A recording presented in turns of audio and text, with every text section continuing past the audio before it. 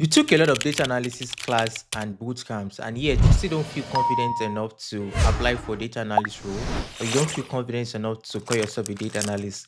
In this series, I'm going to be talking about all the things most of those videos missed. Specifically, I'm going to be talking about data analysis techniques. If this video is for you, let's jump right into it.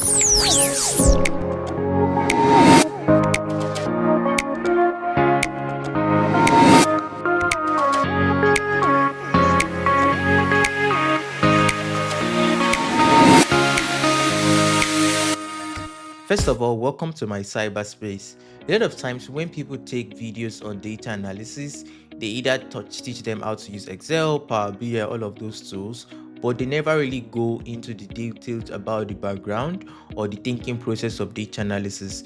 In this series, I'll talk about all of those things and stay tuned for it.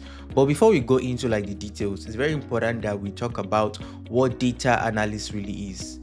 You might be wondering, what is data analysis? When you think about people who run charts, who run graphs, who make visualization, you might think that is all about data analysis, but there is more to that. There's so many interesting things that data analysts do.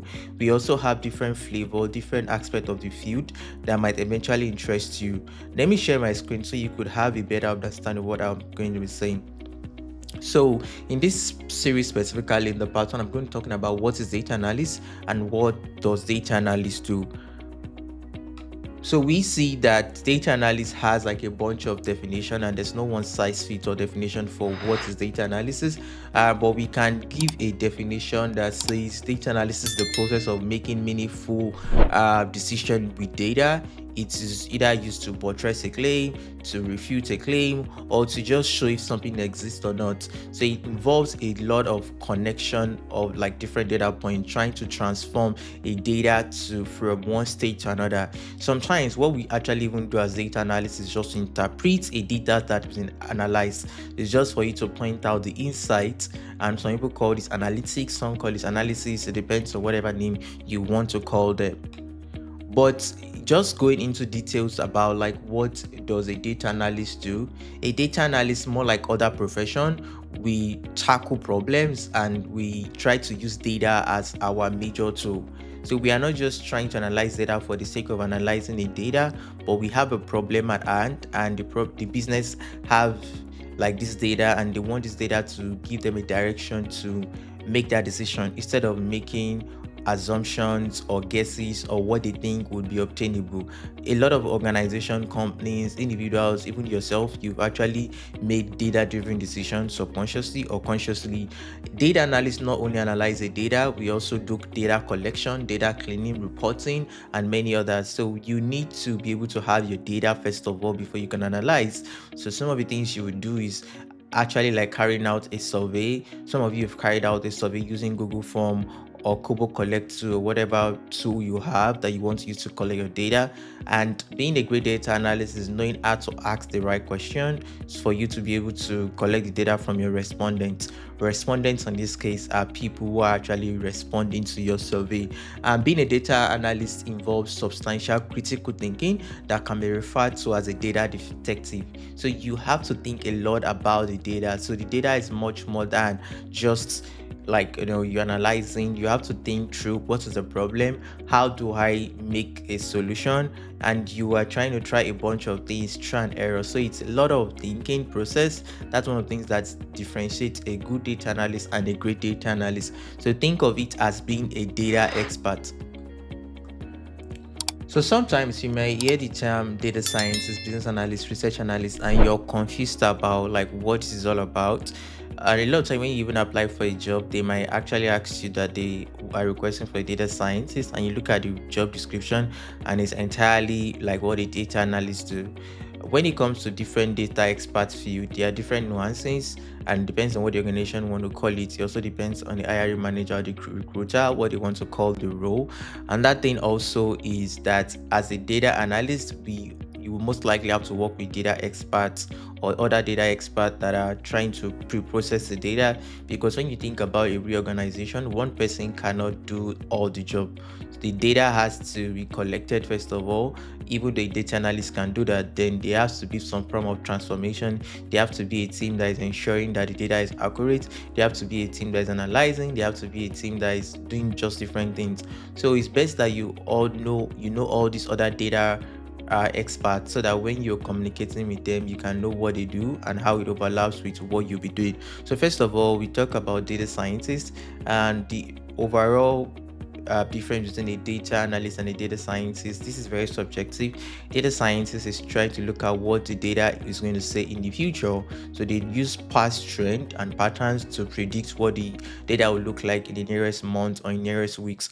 While a data analyst is mostly looking at, what is the data saying now, and just showing us something a little bit descriptive and a little bit inferential. Inferential as in you're making inference from the data, but most of the time data scientists focus heavily on making inference on the data. So when you hear things like, you're doing the modeling, they're doing machine learning, all of those things, they are more of the work of a data scientist. You might argue that, oh, I'm a data analyst and I still do these things, but like especially when it comes to the data field, which I think one of the reasons why I love the field is that there's still a lot of subjectivity, and there is no such a gatekeeper that is saying you cannot do this or you can't call this yourself. So if you want to call yourself a data scientist and you make data, try to make some predictions, then I mean feel free to call yourself a a a decision scientist or a data scientist or whatever you want to call yourself. Another thing also is we also have research analysts. Research analysts are those who think about data not just from a data aspect alone,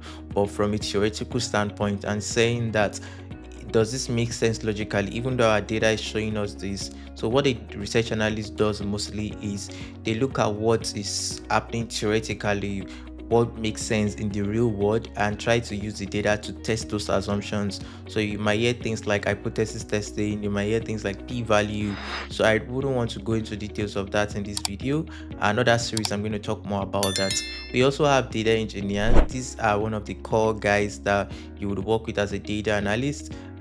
They are also people called data architect, different things, but data engineers and also like data administrator is a little bit of overlap. Data engineers are majorly the people that try to get the data ready for us as data analysts or data scientists. Some of the things you would also do as a data analyst, it depends on your organization, how small, how big, is that you might also be part of those that are trying to get the data ready or transform. That's when you hear things like ETL, others extract, transform, and load. They get the data from a source or multiple source, and they try to convert, they try to load in the data for the user, that's the end user, which is a data analyst or a data scientist, to be able to pre-process and make that data like valuable to the business. So that's what a data engineer really does. So they really manage most of the database and all of that. We also have machine learning engineer. This is a little bit related to data scientist, but it's a little bit just more complex, where they are trying to apply more software engineering approach into like data analysis too. So that's something that you really want to pay attention to. So it might interest you to move from a data analyst to a decision scientist to a data engineer or machine learning engineer, and the more things you could do, like the higher like you're earning, right? So the more you learn, the more you're able to earn. Also, what's the importance of data in our world? So data is everywhere. We're never going to get to a place whereby data analysts or data scientists is going to go obsolete. In a separate video, I'm going to be talking about the importance of AI, or how does AI impact like our role as a data scientist or decision scientist, and how to prepare yourself better. But data is everywhere. Data is growing every day. Over like the past years, the rate at which we have data, or the rate at which we are using data, has increased. And right now with AI, we just have more need to use data, and most of the things that we are doing, our voice, our words, our action, is always a data point. So data scientists or decision scientists, we have so many problems to solve. and because there's just so many opportunities out there. So also data analysis is an interdisciplinary field, meaning that if you are either in biomedical field or whatever field you are, you can apply data analysis into it. So you might find yourself getting into data analysis and you might not necessarily be a core data analyst, but you are applying some of the data analyst principle into what you do, or basically whatever your research you're doing or your business or accounting. So I'm beginning to predict that data analysis would be a field whereby in the next future almost everybody would need to learn about data analysis, just the same way you know how to use Excel, Power BI, or we might have people who know how to do more complicated things than each other. Also, data is really the one driving the AI development. Like, think about it, when there's no data, like there's nothing that you could feed the AI or to train the AI. A lot of persons have actually said that AI is just a very good memorizer and it's not even as intelligent as human if you think about it realistically. So data saves lives. It has saved a lot of people from either different disease or diagnostics, just so many things. So it's a very rich field. It's a very promising field if you are thinking of being a data expert. Also, data allows one to predict what the future will look like based off of past trend. So it's not necessarily that you're trying to do some magic. You try to look at, based off what has happened over the past few weeks in a particular organization, what would the future look like for this organization. One thing I would say is that anyone not interested in data is not interested in themselves, because you have to be interested in data. You are probably interested in data subconsciously, either because you're watching this video or when you make a decision, you look at what your friend said to you last week, then you use that to make a decision on what they would say, and you know the kind of things you tell your friends and you would not tell your other friends. That's the data in that place. So one of the easy tech field to transition into is data. So in case you want to get into the data analytics, data science, or whatever data aspect you want to get into, I think this is one of the best time to get into it. Also, what are the practical examples of how data is applied? So individually, like you're planning your budget for the month, or you're prioritizing what to purchase, that's also using your data. A company decides to stop marketing of a particular product because sales did not increase, so what they are doing is data. Also, government decided to increase their budget for the year, or they are trying to cut costs, so what they are using for that is also data. So it's literally everywhere. Another thing also you need to know is that, so we have something called data analytics tools and how they are used, and most likely you must have heard about these tools. For myself, I like to group these tools as two categories. The first category is the tool I call point and click, and the points are click and click tool. Those are the tools that are quite easier to learn. Point and click, as in all you just have to do is just point something, click something, and you've gotten your visual or you've gotten your analysis. And that's number one top of the list is Excel. So it's arguably one of like the easy data analytics tools that you could start with. So I refer to this tool as a jack of all trades because almost everybody is using Excel. You must have used Excel at some point, either to impute a data, or maybe you're doing anything in a spreadsheet, or you're trying to calculate your budget yourself. Excel could do a lot of things, and because it's a jack of all trades, so it also has this limitation of you not being able to do more complex or complicated things that you would like to do as a data analyst, and it's not very scalable. It's also not very easy for you to collaborate. But if you're thinking about getting into the data space, you could try to learn Excel. You can check out my other video that I explain how to use Microsoft Excel as a data analyst. Another great point and click tool is Power BI. So Power BI is more like an advanced Excel, but this is also owned by the same company, Microsoft. So what they did was they gave more features or more ability for you to be able to do things in Power BI compared to Excel. So you can do visualization simpler compared to Excel. We also have Tableau. Tableau is like similar to Power BI, but it's owned by a different company. You use it for visualization also.